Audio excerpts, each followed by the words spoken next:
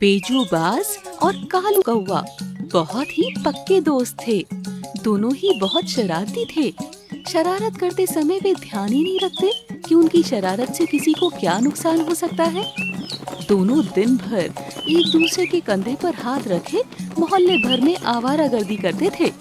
कभी फूलों वाली चिड़िया की फूलों की टोकरी उलट देते, कभी फलों वाली चिड़िया के ठेले से फल चुराकर खा जाते, कभी चूड़ी बेचने वाली चिड़िया की चूड़ियां तोड़ देते।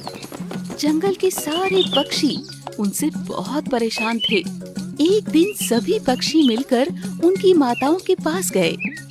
फूल बेचने वाली चिड़िया दुखी होकर बोली, रानू, तुम्हारे बेटे ने मेरी फूलों की टोकरी उलट दी, जिससे कई फूल धूल में गिरकर खराब हो गए।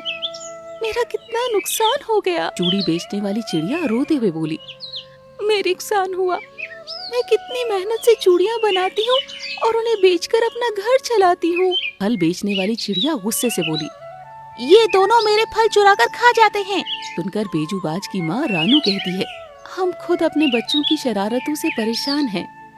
जब ये दोनों साथ होते हैं तो और भी बड़ी मुसीबत बन जाते हैं। ये सुनकर कालू कौवे की माँ टीना कहती है, किसी तरह इन दोनों की दोस्ती तोड़वा दें तो हो सकता है इन्हें सुधारा जा सके, वरना तो इन पर हमारी डांट या मार का कोई असर नहीं होता। फूलों वाली चिड़िया मुस्कुरा कर कहती है, वाह, ये तो अच्छा आइडिया है। हम इनकी दोस्ती ही तोड़वा देते हैं। इसके लिए मेरे पास एक उपाय है। फूल बेचने वाली चिड़िया ने अपनी योजना सबको बताई। योजना अनुसार वे सभी पंडित तोताराम के पास पहुँचे। रानू ने परेशान होकर कहा, पंडित तोताराम, हम आपके पास सहायता मांगने आए हैं। कालू और बेजू को सुधारने के लिए हमें आपकी सहायता की आवश्यकता है। ओहो, उन बदमाशों को सुधारने के लिए तो मैं कुछ भी करूंगा।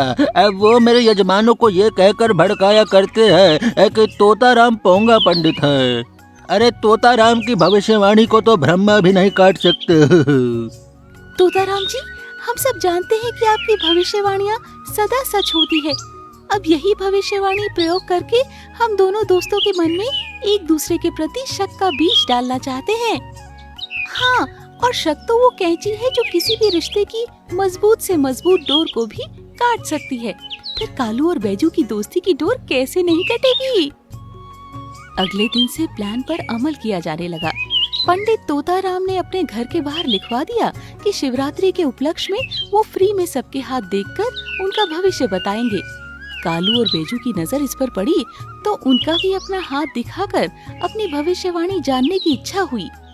कालू भाई, ये पोंगा पंडित शिवरात्रि की खुशी में फ्री में हाथ देखकर भविष्यवाणी बता रहा है। क्या कहते हो, हम भी चले अपना भविष्य जानने? हाँ दोस्त, चले चलते हैं। सुना है ये पोंगा पंडित बहुत ही सच्ची भविष्यवाणियाँ करता है। अरे दूर दूर देश से पक्षी इससे अपना भविष्य जानने और जन्म पत्री बनवाने आते हैं। अरे बहुत पैसे इकट्ठा करता है अपने यजमानों से। हाँ, तोताराम ने पहले बेजू को अपने कमरे में बुलाया। कुछ देर उसका हाथ देखने के बाद बोले, अरे वाह वाह वाह बैजू, तुम्हारे भाग में तो अत्यधिक धन का योग है।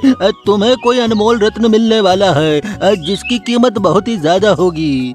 तुम रातों रात अमीर बन जाओगे। पर एक समस्या है। क्या समस्या है पंडित जी, जल्दी बताइए। तुम्हारा बहुत कोई करीबी, कोई दोस्त या रिश्तेदार जिसे तुम बहुत प्रेम करते हो और जिस पर अत्यधिक विश्वास करते हो, वही तुम्हें धोखा देगा। इसीलिए वो रत्न तुम्हें मिलकर भी तुमसे छिन सकता है, अतः सावधान रहना। ये सुनकर बेजू परेशान हो गया। तोताराम ने उसके मन में शक का बीज बो दिया था। इसके बाद कालू भी अपना हाथ दिखाने आया। अरे वाह वाह वाह कालू, तुम्हारे भाग्य में तो अत्यधिक धन का योग है। तुम्हें कोई अनमोल रत्न मिलने वाला है जिसकी कीमत बहुत ही ज्यादा होगी। अरे तुम रातों रात अमीर बन जाओगे। पर एक समस्या है। क्या समस्या है पंडित जी, जल्दी बताइए। तुम्हारा कोई बहुत करीबी, कोई दोस्त या रिश्तेदार जिससे तुम बहुत प्रेम करते हो और जिस पर अत्यधिक विश्वास करते हो, वही तुम्हें धोखा देगा। इसीलिए वो रत्न तुम्हें मिलकर भी तुमसे छिन सकता है, अतः सावधान रहना। ये सुनकर कालू परेशान हो गया। तोता राम ने उसके मन में भी शक का बीज बो दिया था। बैजू भाई, तुम्हें पोंगा पंडित ने क्या बताया? अरे सब बकवास बताया। कह रहा था तुम्हारे साथ कुछ बुरा होने वाला है। मुझे भी कह रहा था कि तुम्हारा एक्सीडेंट होने वाला है। इस प्रकार दोनों दोस्तों ने एक दूसरे से सच्ची भविष्यवाणी छुपा ली।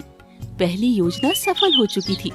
अब बारी थी आगे की योजना पर अमल करने की। जंगल में भोलू कबूतर की गहनों व रत्नों की दुकान थी। वो अपनी दुकान के बाहर आकर जोर जोर से रोने लगा। क्या हुआ भोलू, तुम रो क्यों रहे हो?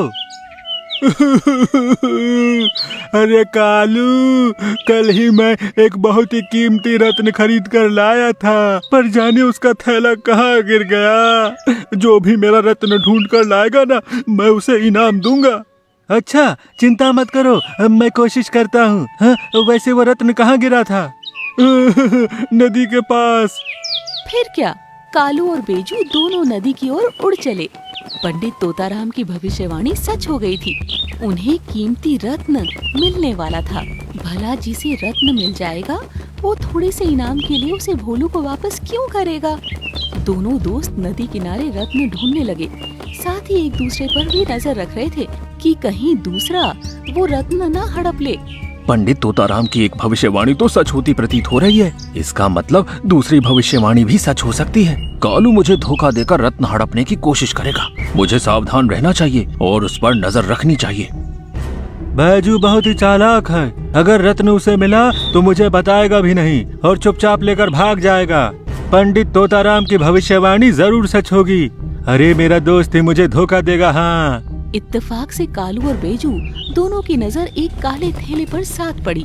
दोनों उस पर झपटे। इसे मैंने पहले देखा था। नहीं, मैंने इसे पहले देखा था। अरे भाई, झगड़ा क्यों करना? चलो इसे बेचकर जो कुछ भी मिलेगा वो हम आपस में बराबर बांट लेंगे। हाँ ठीक है, कल सुबह होते ही हम दोनों शहर में जाकर इसको बेच देंगे। पर अभी रात हो रही है, अब इसीलिए मैं इसे अपने घर ले जाता हूँ। बैजू, क्यों ना हम इसे यहीं किसी पेड़ के नीचे गाड़ दें और कल सुबह निकाल के ले जाएं? क्यों, क्या तुम्हें मुझ पर भरोसा नहीं है?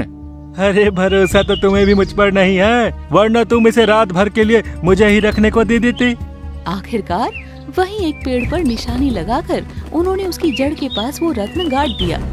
उनके जाने के बाद भोलू कबूतर, जो छुपकर उन्हें रत्न छुपाते हुए देख रहा था, वो अपना रत्न लेकर रात में ही चला गया। अगली सुबह दोनों दोस्त जल्दी से उस पेड़ के पास पहुँचे।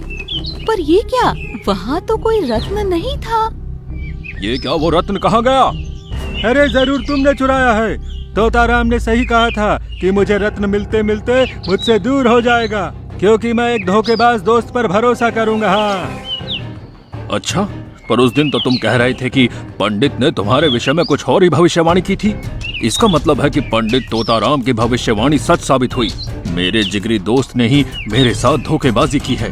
कालू कौवा और बेजू दास एक दूसरे पर दोषारोपण करने लगे और आपस में लड़ते लड़ते पूरी तरह घायल हो गए। उनके घर वाले किसी तरह बीच बचाव करके उन्हें घर लेकर गए। टीना ने दुखी होकर कहा, हाय राम, कितना मारा है मेरे बेटे को। अरे मैं तो पहले ही कहती थी कि बेजू से दोस्ती मत कर, पर तू ही नहीं मानता था। अब बुद्धि आई या अभी भी नहीं आई? माँ, मैं कसम खाता हूँ जो आज के बाद कभी बैजू का मुंह भी देख लूं। अरे आज से मैं तुम्हारी हर बात मानूंगा। हाँ। उधर रानू ने अपने बेटे को समझाया, हे भगवान, कितना मारा है मेरे बेटे को, देखो तो सही। मैं तो हमेशा कहती थी कि उसकी दोस्ती मत कर, पर तू मेरी सुनता ही कहाँ था। मुझे माफ कर दे माँ, आज के बाद मैं तेरी हर बात मानूंगा और उस कालू से दोस्ती तोड़ दूंगा। हाँ।